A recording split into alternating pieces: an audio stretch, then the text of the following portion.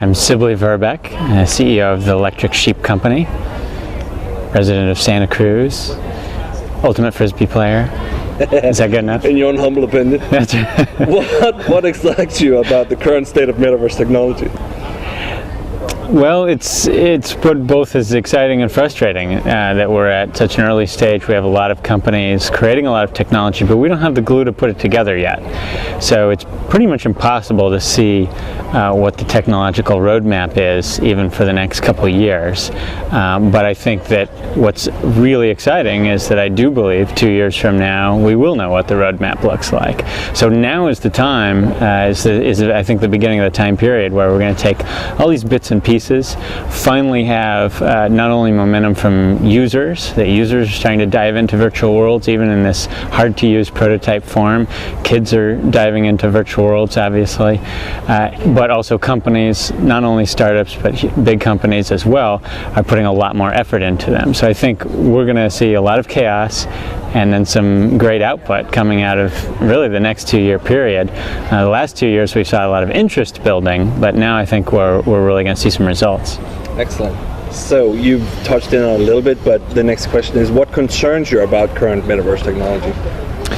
Well, one big concern is that, like I said, we have a lot of pieces, a lot of, for example, platforms, but there's many other pieces in addition to platforms, a lot of technologies. But when I look at the virtual worlds that are out there, and you think about, other than some of the simpler kids' virtual worlds that are being created, for the many other uses we'd like to use virtual worlds for, that we all know that there's huge business potential, huge societal impact in.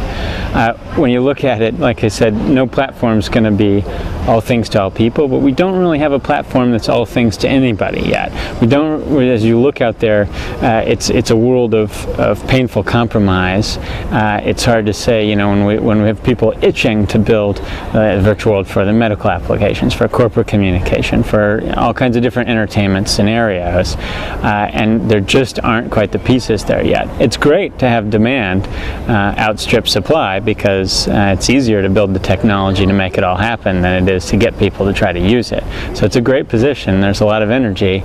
It's just a little bit painful for folks like us at Electric Sheep, who fundamentally are trying to build the end user applications. What do you think will be the biggest surprise with metaverse technology in the coming decade? Well, that's a pretty much impossible question, right? If I say it, it's not going to be a surprise. But I think well, when you look out as far as a decade, I think that's pretty exciting, because I think it really is, and I hope it is, the international societal impact. I think it is taking the global economy from being a large company and a large corporation and governmental playing field to being a small company and individual playing field, where you have employment relationships between individuals around the world, and more direct commerce transactions between individuals or small companies everywhere. That's a much flatter world, and I think the surprises may come from, what does that mean, what does that lead to, which is pretty impossible to tell. So is there a problem that can never be solved by metaverse technology?